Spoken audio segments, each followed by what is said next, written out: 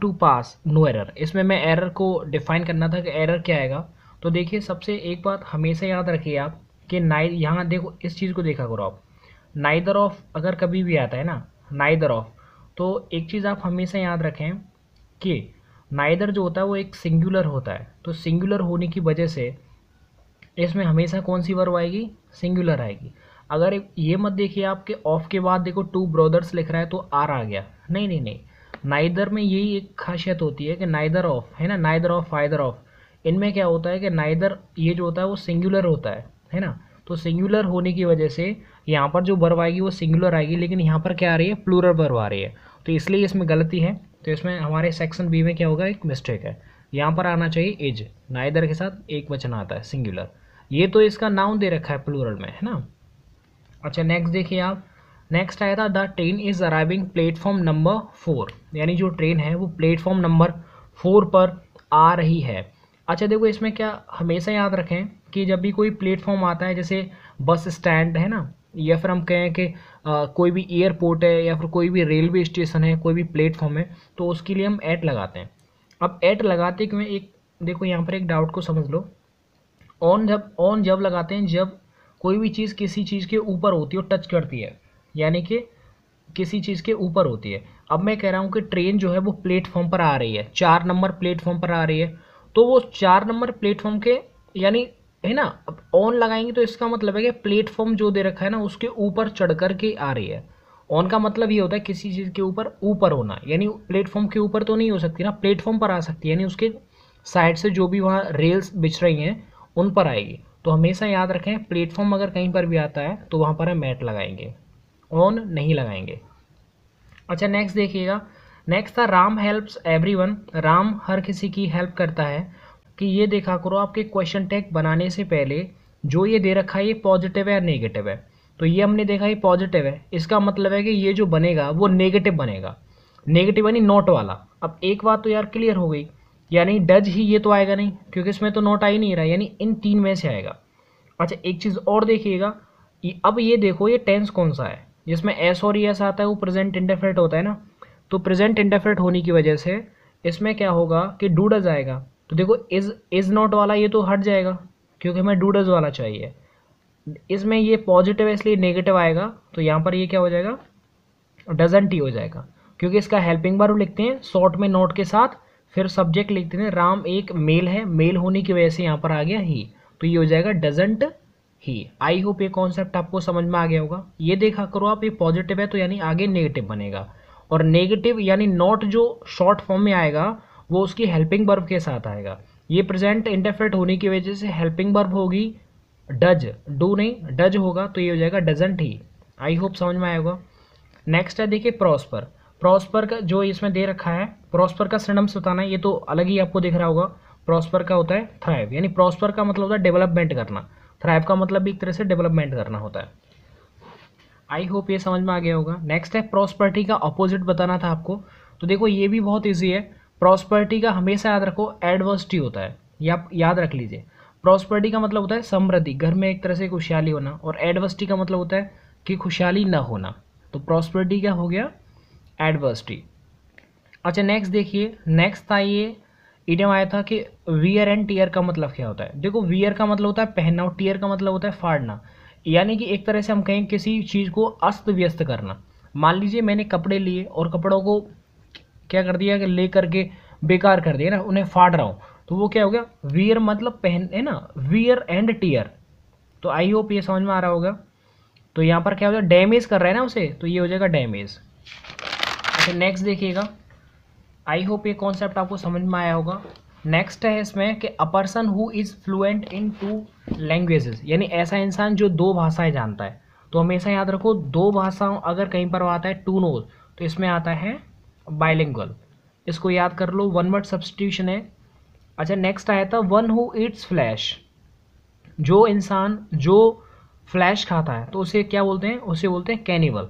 अब देखो एक बात सोचो, फ्लैश का मतलब क्या होता है, मांस होता है। अब यार एक बात बताओ, मांस, अब मीट को भी तो मांस बोलते हैं ना, है ना। ये तो एक तो ये मीट होता है, एक होता है एम डबल ई टी, तो इसमें अंतर क्या होता है, ये वर्ब होती है, इसका मतलब होता है मिलना। है ना, ये तो वर्ब है, लेकिन जो इसका मतलब होता है मास। अब एक बात याद रखें कि एक बात बताओ, जब आप कभी शॉप पर जाते हो कुछ खरीदने के लिए, तो वहाँ बोलते हो, आप क्या बोलते हो, मीट दे दो या फिर फ्लैश दे दो। उससे बोलते हैं आप मीट दे दो भाई, 1 किलो या फिर 2 केजी जो भी है। तो मीट वो होता है जो दुकानों पर ऑलरेडी बिकता है ना, दुकानों पर काट करके आराम से उन्हें बेचते हैं, तो वो मीट होता है। लेकिन फ्लैश वो होता है यानी ताज़ा मांस। आप डायरेक्टली किसी पर अटैक करके जब उससे कोई मांस अगर हम लेते हैं, छीनते हैं, तो वो होता है मांस। जैसे टाइगर क्या करता है, द टाइगर ईट्स फ्लैश। वो क्या करता है, टाइगर जो होता है वो क्या करता है, फ्लैश को खाता है, क्योंकि वो डायरेक्टली अटैक करता है और मांस को ले लेता है। तो अटैक करने के बाद जो हम मांस खाते हैं उसे फ्लैश बोलते हैं, और मीट वो होता है जो दुकानों पर बिकता है। दोनों में आई होप अंतर समझ में आ गया होगा। तो जो इंसान फ्लैश को खाता है, डायरेक्टली अटैक किया, आपने देखा कैनिबल की मूवीज़ भी देखी होंगी। आप गूगल पे जाइए, वहाँ पर ये वर्ड लिखना, कैनिबल, बहुत प्यारा वर्ड है। तो पहले ये बहुत ओल्ड स्टोरी के बारे में बताता है। कैनिबल वो लोग होते थे जो कि पहले क्या करते थे कि एक दूसरे इंसान के ऊपर अपनी भूख मिटाने के लिए अटैक करते थे, उनके मांस को खा जाते थे, तो उनको बोलते हैं कैनिबल। एक बार सर्च करना, इसकी फुल हिस्ट्री आपको समझ में आएगी, बहुत अच्छी है।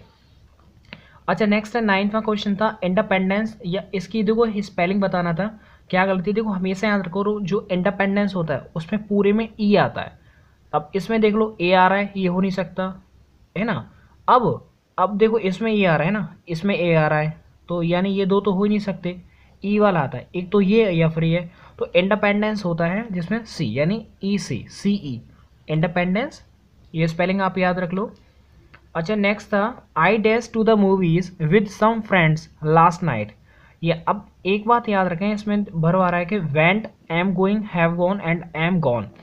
तो यार एक बात बताओ, लास्ट नाइट की बात की जा रही है। जब भी कोई नज़दीकी पास्ट होता है, ऐसा कोई भी भूतकाल जो आपके नज़दीक नज़दीक हो, लास्ट नाइट का मतलब होता है पिछली रात। अब पिछली रात जब भी पास्ट अगर नज़दीक होता है तो उसमें हमेशा हम पास्ट इंडेफिनिट यूज़ करते हैं। अब आपको पता है पास्ट इंडेफिनिट में क्या होता है कि अगर सिंपल होता है तो उसमें वर्ब की सेकंड फॉर्म यूज़ की जाती है। तो वर्ब की सेकंड फॉर्म क्या होगी, वेंट हो जाएगी। आई होप समझ में आया होगा। नेक्स्ट है 11वां question, the poet describes about the spring season. इसमें आपको बताना था कि इसमें क्या गलती है। तो देखो इसमें बहुत अलग से मिस्टेक मालूम चल रहा है। हमेशा आप एक चीज़ याद रखें कि डिस्क्राइब के बाद कोई भी प्रीपोजिशन नहीं आती है। जैसे ये इधर रखा है इस अबाउट, तो ये इसको भी पढ़, देखो साउंड देख लो, हम इसे अबाउट पढ़ते हैं, क्या पढ़ते हैं, अबाउट। लेकिन दोस्तों ये अबाउट नहीं होता, ये होता है अबाउट। आई होप ये कॉन्सेप्ट समझ में आया होगा। नॉट अबाउट, अबाउट, है ना। जैसे I am talking about you, मैं तुम्हारे बारे में बात कर रहा हूँ, I am talking about you. तो आई होप ये कॉन्सेप्ट समझ में आया होगा। आई अबाउट यूज़ करते हैं ना, तो इसमें क्या होता है, डिस्क्राइब के बाद प्रीपोजिशन नहीं आती है, अबाउट नहीं आता है, तो इसमें गलत ही है, यानी आ रहा है तो इसका मतलब बी सेक्शन हमारा गलत है। अच्छा दोस्तों, मैंने आपसे कल आपको एक बताया था कि एक आप हमेशा याद रखें, मैंने ये बताया था कि जब भी आप पेट्रोल पंप पर जाते हैं तो वहाँ पर क्या लिखा रहता है, वहाँ पर लिखा रहता है कि नो स्मोकिंग, है ना। ये मैंने आपको प्रॉमिस किया गया था कि आपको बताऊंगा। और जबकि नो स्मोकिंग और डू नॉट स्मोक, इन दोनों का मतलब होता है धूम्रपान मत करो। लेकिन दोनों में अंतर क्या होता है कि देखो, नो स्मोकिंग, अगर नो के बाद अगर आईएनजी अगर इस तरह से कोई बात कही जा रही, नो स्मोकिंग, नो ड्रिंकिंग, है ना, नो एब्यूजिंग, इसका मतलब है कि ये बात एक तरह से पब्लिक के लिए कही जा रही है, यानी सबके लिए कही जा रही है। पेट्रोल पंप पर जो ये बात कही जाती है वो सबके लिए कही जाती है, स्पेशल एक से नहीं, तो इसलिए नो स्मोकिंग आएगा। लेकिन अगर डू नॉट स्मोक कहेंगे, दोनों का मतलब एक ही है, लेकिन do not smoke special special व्यक्ति के लिए कहा जाता है, यानी एक व्यक्ति के लिए, है ना।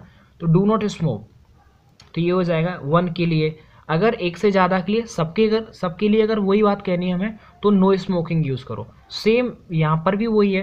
जैसे आपने देखा होगा नो पार्किंग लिखा हुआ देखा है, तो नो पार्किंग इसका मतलब है कि वो सबके लिए बोल रहे हैं कि भाई यहाँ गाड़ी है, पार्क आप मत कीजिए। तो नो पार्किंग यानी वो सबके लिए कहा जा रहा है। और डू नॉट पार्क का मतलब होता है कि आप एक से बोल रहे हैं कि प्लीज़ यार डू नॉट पार्क योर, है ना, बाइक अगेंस्ट माई वॉल। अच्छा देखो एक बात याद रखो, गाड़ी कोई भी अगर साइकिल, जैसे मान लो आप दीवार के सहारे खड़ी करते हैं ना, जिसमें स्टैंड नहीं होता, वो हमने खड़ी कर दी, तो कोई भी चीज़ अगर दीवार के सहारे खड़ी कर दी जाती है तो उसमें जो प्रीपोजिशन लगता है वो अगेंस्ट लगता है। ये आप आगे वाले टॉपिक में आपको क्लियर करा दूंगा।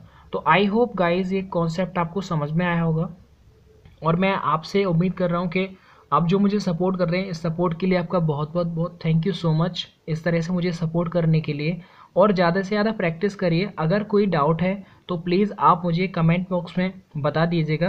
काफ़ी बच्चों की तरफ से कमेंट आ रहा है, बहुत अच्छे अच्छे, वो अपने डाउट्स भी क्लियर करते हैं। अगर कोई डाउट है तो then you can clear your doubt.